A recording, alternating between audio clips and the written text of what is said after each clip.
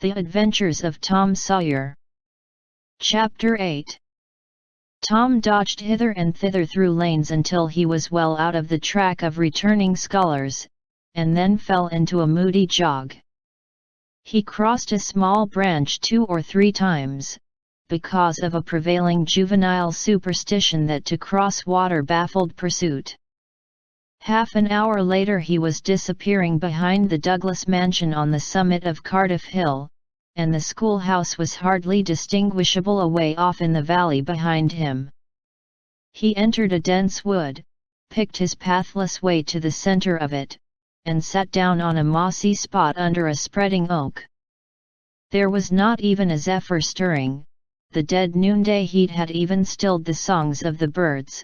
Nature lay in a trance that was broken by no sound but the occasional far-off hammering of a woodpecker, and this seemed to render the pervading silence and sense of loneliness the more profound. The boy's soul was steeped in melancholy, his feelings were in happy accord with his surroundings. He sat long with his elbows on his knees and his chin in his hands, meditating. It seemed to him that life was but a trouble, at best, and he more than half envied Jimmy Hodges, so lately released. It must be very peaceful, he thought, to lie and slumber and dream forever and ever, with the wind whispering through the trees and caressing the grass and the flowers over the grave, and nothing to bother and grieve about, ever any more. If he only had a clean Sunday school record he could be willing to go, and be done with it all. Now as to this girl. What had he done? Nothing. He had meant the best in the world, and been treated like a very dog. She would be sorry someday, maybe when it was too late. Ah, if he could only die temporarily. But the elastic heart of youth cannot be compressed into one constrained shape long at a time. Tom presently began to drift insensibly back into the concerns of this life again. What if he turned his back, now, and disappeared mysteriously? What if he went away ever so far away, into unknown countries beyond the seas and never came back any more? How would she feel then? The idea of being a clown recurred to him now, only to fill him with disgust. For frivolity and jokes and spotted tights were an offense, when they intruded themselves upon a spirit that was exalted into the vague august realm of the romantic. No, he would be a soldier, and return after long years, all war-worn and illustrious.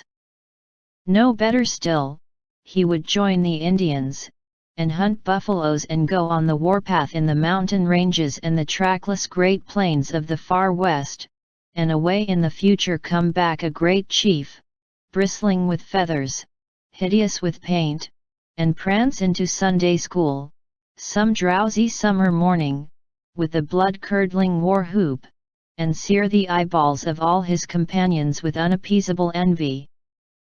But no, there was something gaudier even than this. He would be a pirate. That was it. Now his future lay plain before him, and glowing with unimaginable splendor. How his name would fill the world, and make people shudder. How gloriously he would go plowing the dancing seas, in his long, low, black-hulled racer, the spirit of the storm, with his grisly flag flying at the fore.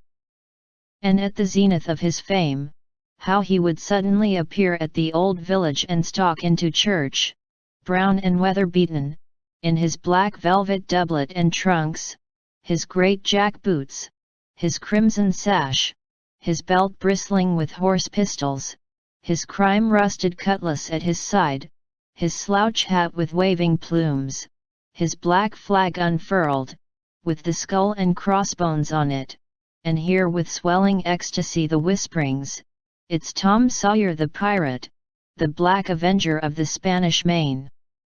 Yes, it was settled, his career was determined.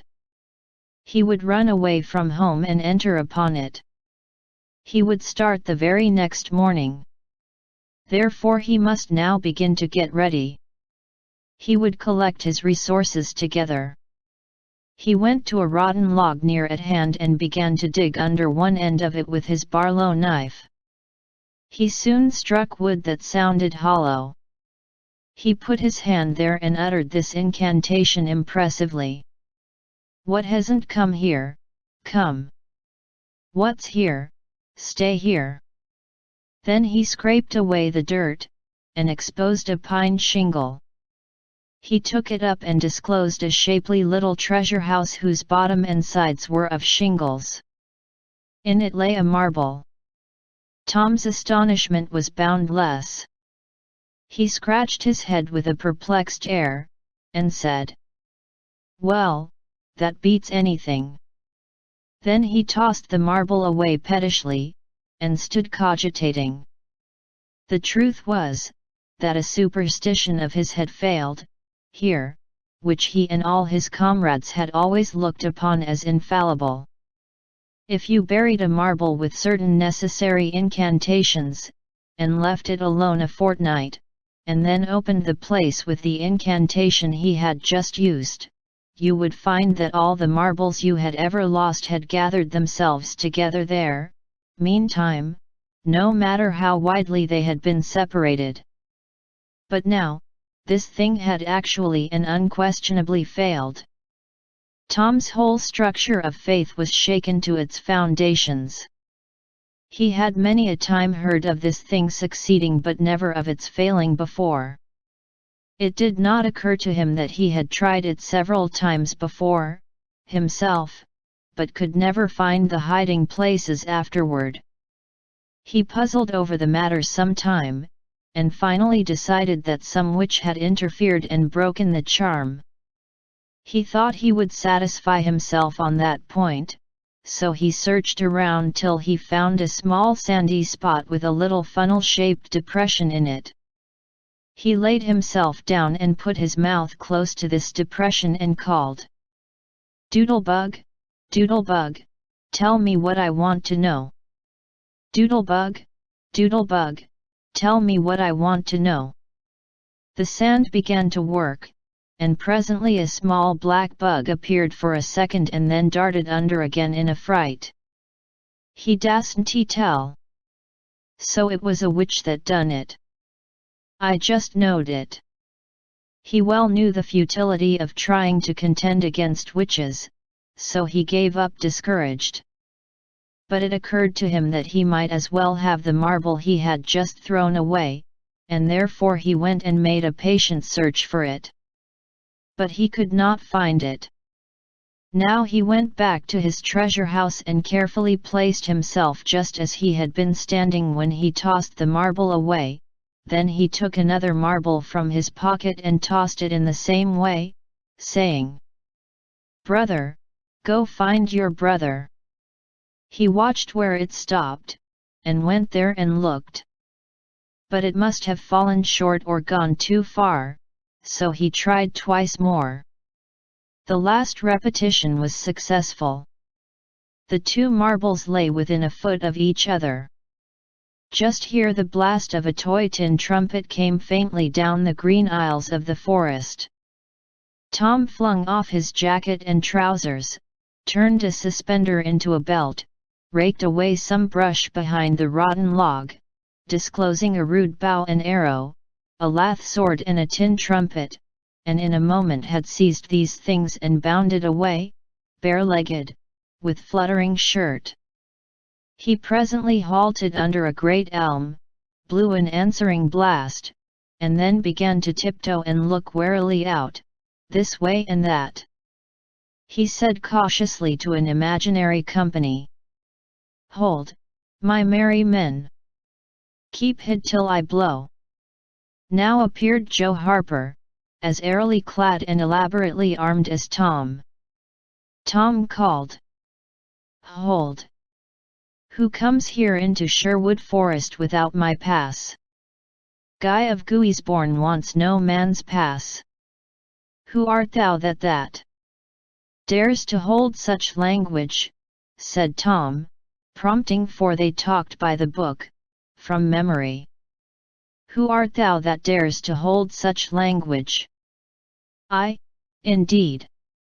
I am Robin Hood, as thy caitiff carcass soon shall know. Then art thou indeed that famous outlaw? Right gladly will I dispute with thee the passes of the merry wood. Have at thee. They took their lath swords, dumped their other traps on the ground, struck a fencing attitude, foot to foot, and began a grave, careful combat, 2 up and 2 down. Presently Tom said, "Now, if you've got the hang, go it lively." So they went it lively, panting and perspiring with the work. By and by Tom shouted, "Fall, fall! Why don't you fall? I shan't. Why don't you fall yourself? You're getting the worst of it." "Why, that ain't anything. I can't fall, that ain't the way it is in the book." "The book says," then with one backhanded stroke he slew a poor guy of Guisborne. "You're to turn around and let me hit you in the back." There was no getting around the authorities, so Joe turned, received the whack and fell. "Now," said Joe, getting up, "you got to let me kill you." "That's fair." "Why, I can't do that, it ain't in the book." "Well, it's blamed mean, that's all." "Well, say, Joe, you can be Friar Tuck or Much the miller's son, and lam me with a quarterstaff, or I'll be the Sheriff of Nottingham and you be Robin Hood a little while and kill me." This was satisfactory, and so these adventures were carried out. Then Tom became Robin Hood again, and was allowed by the treacherous nun to bleed his strength away through his neglected wound. And at last Joe, representing a whole tribe of weeping outlaws, dragged him sadly forth, gave his bow into his feeble hands, and Tom said, "Where this arrow falls, there bury poor Robin Hood under the greenwood tree." Then he shot the arrow and fell back and would have died, but he lit on a nettle and sprang up too gaily for a corpse. The boys dressed themselves, hid their accoutrements, and went off grieving that there were no outlaws any more, and wondering what modern civilization could claim to have done to compensate for their loss. They said they would rather be outlaws a year in Sherwood Forest than President of the United States forever.